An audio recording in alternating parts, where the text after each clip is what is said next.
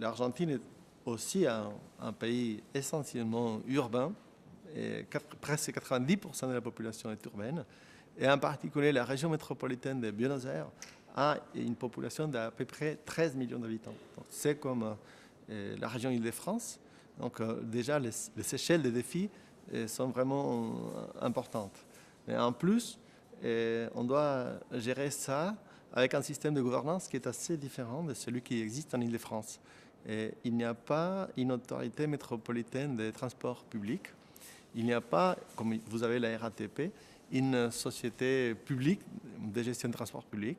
Donc, il y a plusieurs concessions privées qui doivent être contrôlées par des différents acteurs publics. Alors, c'est déjà un défi de gouvernance très important. Et ensuite, il y a aussi des défis sociaux. Et, même s'il y a une classe moyenne importante, il y a des écarts entre les niveaux de revenus qui sont plus importants qu'en Europe. Alors, ça pose aussi des défis pour la mobilité. En Chine, je crois, c'est la croissance de la demande qui est aujourd'hui une question très sensible pour tous les acteurs. On sait qu'aujourd'hui en Chine, on est dans une urbanisation rapide. Chaque année, il y a 15 millions de nouveaux urbains qui s'installent dans les villes. Et donc déjà, pour répondre à cette demande, c'est un grand charge pour l'autorité et aussi pour la société urbaine. Le Brésil, c'est un pays très très varié et très grand. Donc de ville à ville, les différences sont assez accentuées.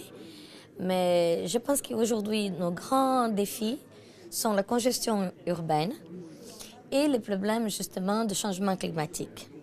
Et ça, ce sont les grands défis qu'on doit avoir à réfléchir au cours de ces prochaines années. Parce qu'on a, en même temps, on a une démocratisation de l'accès à l'automobile.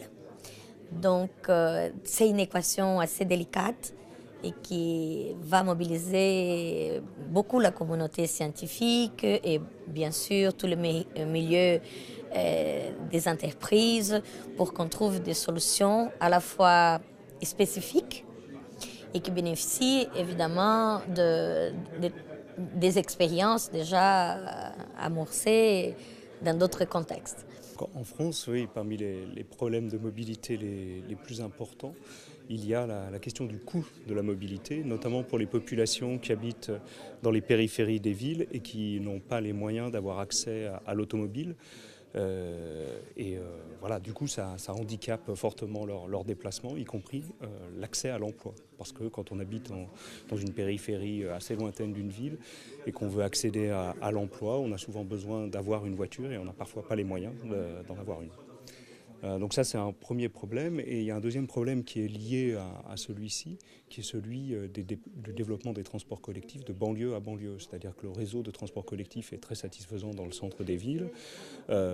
Pour ce qui est des transports en banlieue, des transports collectifs en banlieue, il y a des liaisons entre les banlieues et les centres. Mais de banlieue à banlieue, le service est assez mauvais, voire inexistant parfois. Ça devient un sujet politique de plus en plus important.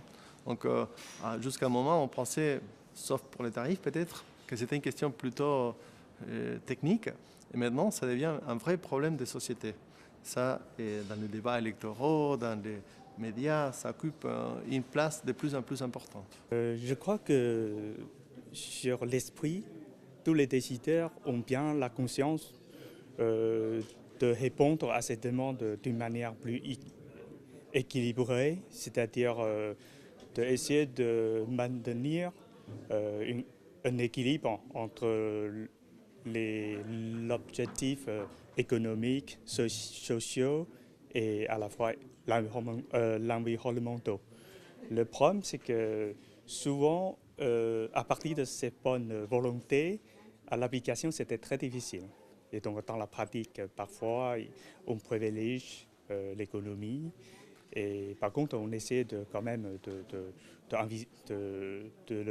le traiter ou de le mettre dans une réflexion plus globale. Les valeurs qui comptent le plus, en tout cas dans le discours des décideurs, c'est celle de l'environnement et du développement durable.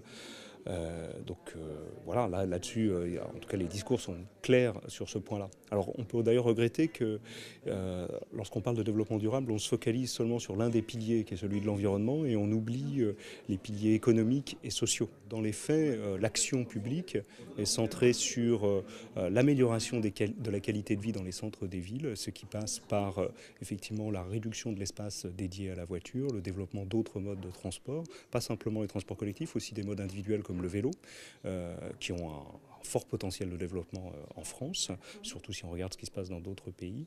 Et puis, il y a en périphérie, dans les périphéries des villes, une action publique qui est quand même pour l'instant essentiellement tournée vers l'amélioration du réseau routier.